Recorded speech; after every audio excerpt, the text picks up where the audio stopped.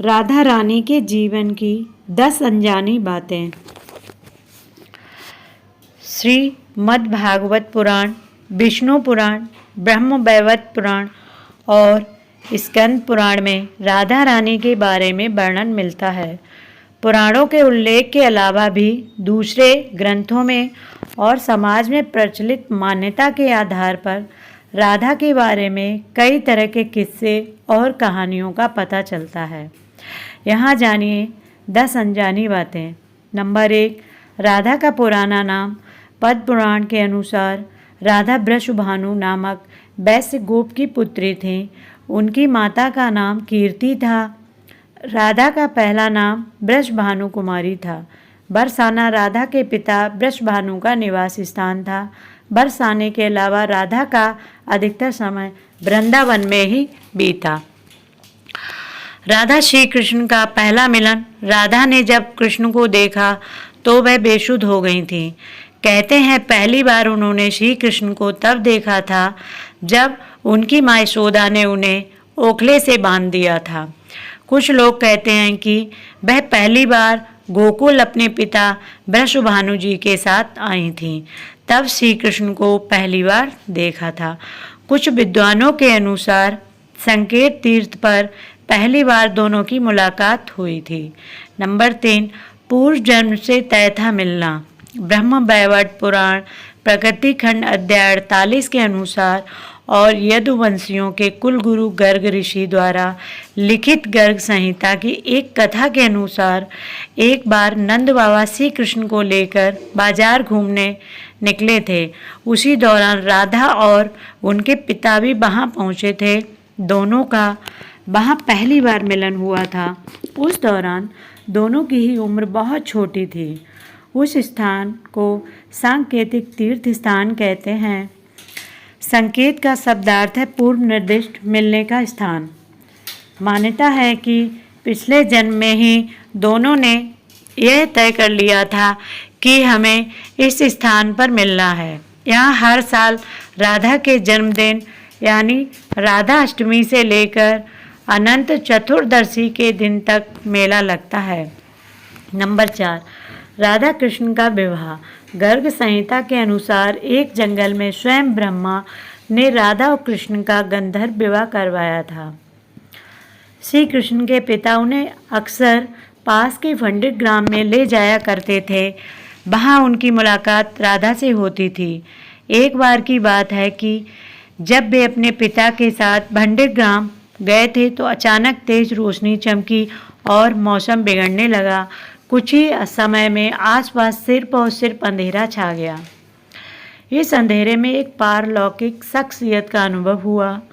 वह राधा रानी के अलावा और कोई नहीं थी। अपने बाल स्वरूप को छोड़कर श्री कृष्ण ने किशोर रूप धारण कर लिया और इसी जंगल में ब्रह्मा जी ने विशाखा और ललिता की उपस्थिति में राधा कृष्ण का गंधर्व विवाह करवा दिया। विवाह के बाद माहौल सामान्य हो गया तथा राधा, ब्रह्मा, विशाखा और ललिता अंतर्ध्यान हो गए। असल में इस वास्तविक घटना को अलंकृत कर दिया गया है। राधा सचमुच ही कृष्ण से बड़ी थी और सामाजिक दबावों के चलते ये संभव नहीं था कि उम्र में कहीं बड़ी लड़की से विवाह किया जाए। लेकिन यदि दोनों के बीच प्रेम रहा होगा तो निश्चित ही गुपचुप रूप से गंधर्व विवाह किया गया हो और इस बात को छुपाए रखा हो। नंबर 5, अंतिम महारास। राधा के परिवार को जब पता चला कि यह श्री कृष्ण की मुरली सुनकर उनके प्रेम में नाचती हुई उनके पास पहुंच जाती हैं, तो उन्होंने राधा को घर में ही कैद कर दिया था। तब श्री कृष्ण ने अपने साथियों सहित एक दिन उन्हें रात में कैद से मुक्त कराकर उद्धव और बलराम सहित अन्य सखियों के साथ रात भर नृत्य किया था। यह रात पूर्णिमा की रात थी जब महारास हुआ था। बाद में राधा की माँ राधा के कक्ष में गई तो राधा उन्हें वहाँ सोते हुए मिली। कहते हैं कि उस वक्त श्री कृष्ण को 2 ही चीज़ें सबसे ज़्यादा प्यारी थीं, बांसुरी और राधा। कृष्ण की बांसुरी की धुन सुनकर राधा के जैसे प्राण ही निकल जाते थे। कई जन्मों की स्मृतियों को कुरेदने का प्रयास होता था और वह श्री कृष्ण की तरफ खिंची चले आते थे। नंबर 6, श्री कृष्ण ने की विवाह की जिद। श्री कृष्ण और राधा में बहुत ही गहरा प्रेम चल रहा था। ऐसे में श्री कृष्ण ने अपनी माँ यशोदा से कहा कि मैं राधा से विवाह करना चाहता हूँ। ये सुनकर यशोदा मैया ने कहा कि राधा तुम्हारे लिए ठीक लड़की नहीं है। पहला तो यह कि वह तुमसे 5 साल बड़ी है और दूसरा यह कि उसकी मंगनी पहले से ही किसी और से हो चुकी है और वह कंस की सेना में है जो अभी युद्ध लड़ने गया है। जब आएगा तो राधा का उससे विवाह हो जाएगा। लेकिन जब श्री कृष्ण नंद और यशोदा दोनों से ही नहीं माने तो ऋषि गर्ग ने उन्हें बताया कि तुम्हारा जन्म किसी महान लक्ष्य के लिए हुआ है। तब श्री कृष्ण को राधा को छोड़कर जाना पड़ा। नंबर 7, श्री कृष्ण ने दी राधा को अपनी मुरली। भगवान श्री कृष्ण के पास एक मुरली थी जिसे उन्होंने राधा को छोड़कर मथुरा जाने से पहले दे दी थी। राधा ने इस मुरली को बहुत ही संभाल कर रखा था और जब भी उन्हें श्री कृष्ण की याद आती तो वह यह मुरली बजा लेती थी। श्री कृष्ण उनकी याद में मोर पंख लगाते थे और वैजंती माला पहनते थे।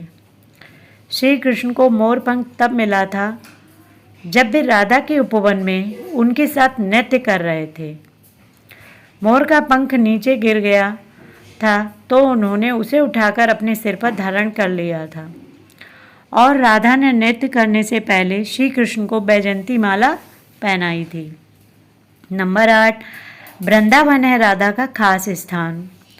कान्हा पहले गोकुल, फिर नंदगांव और बाद में वृंदावन रहने लगे थे। वृंदावन में ही राधा के परिवार के लोग भी रहने आ गए थे। बस वहीं पर जन्मा राधा और कृष्ण का प्रेम पनपा।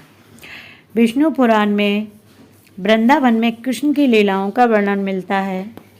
मान्यता है कि यहीं पर श्री कृष्ण और राधा एक घाट पर युगल स्नान करते थे। यहीं पर श्री कृष्ण और गोपियाँ आँख मिचौली का खेल खेलते थे। यहीं पर श्री कृष्ण और उनके सभी सखा और सखियाँ मिलकर रासलीला करते थे। कृष्ण की शरारतों के कारण उन्हें बांके बिहारी कहा जाता है। यहाँ पर यमुना घाट के पहले घाट से भगवान कृष्ण और राधा की कथा जुड़ी हुई है। नंबर 9, रामायण से विवाह। ब्रह्म वैवर्त पुराण के प्रकृति खंड 2 के अध्याय 49 के श्लोक 39 और 40 के अनुसार राधा जब बड़ी हुई तो उनके माता पिता ने रामायण नामक एक वैश्य के साथ उसका संबंध निश्चित कर दिया था। उस समय राधा घर में अपनी छाया का स्थापित करके खुद अंतर्ध्यान हो गई। उस छाया के साथ ही उक्त रामायण का विवाह हुआ।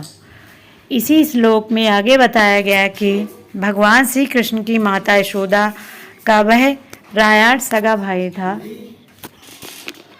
जो गोलक में कृष्ण का अंश और यहाँ यशोदा के संबंध से उनका मामा था। मतलब यह कि राधा श्री कृष्ण की मामी थी। यदि हम यह माने कि श्री कृष्ण यशोदा के नहीं देवकी के पुत्र थे तो फिर राधा उनकी मामी नहीं लगती थी। रामायण को रापाड़ अथवा ऐन घोष भी कहा जाता था। पिछले जन्म में राधा का पति रामायण गोलोक में श्री कृष्ण का अंशभूत गोप था। नंबर 10, कुरुक्षेत्र और द्वारिका में राधा जब कृष्ण वृंदावन छोड़कर मथुरा चले गए तब राधा के लिए उन्हें देखना और उनसे मिलना और दुर्लभ हो गया। कहते हैं कि राधा और कृष्ण दोनों का पुनर्मिलन कुरुक्षेत्र में बताया जाता है, जहाँ सूर्य ग्रहण के अवसर पर द्वारिका से कृष्ण और वृंदावन से नंद के साथ राधा आई थीं। राधा सिर्फ कृष्ण को देखने और उनसे मिलने ही नंद के साथ गई थीं। इसका जिक्र पुराणों में मिलता है। कहते हैं कि इसके बाद राधा और श्री कृष्ण की अंतिम मुलाकात द्वारिका में हुई थी। सारे कर्तव्यों से मुक्त होने के बाद राधा आखिरी बार अपने प्रियतम कृष्ण से मिलने गई। जब वे द्वारिका पहुंची तो उन्होंने कृष्ण के महल और उनकी पत्नियों को देखा। जब कृष्ण ने राधा को देखा तो वे बहुत प्रसन्न हुए। जब राधा के अनुरोध पर कृष्ण ने उन्हें महल में एक देविका के पद पर नियुक्त कर दिया। कहते हैं कि वहीं पर राधा महल से जुड़े कार्य देखती थीं और मौका मिलते ही वे कृष्ण के दर्शन कर लेती थीं।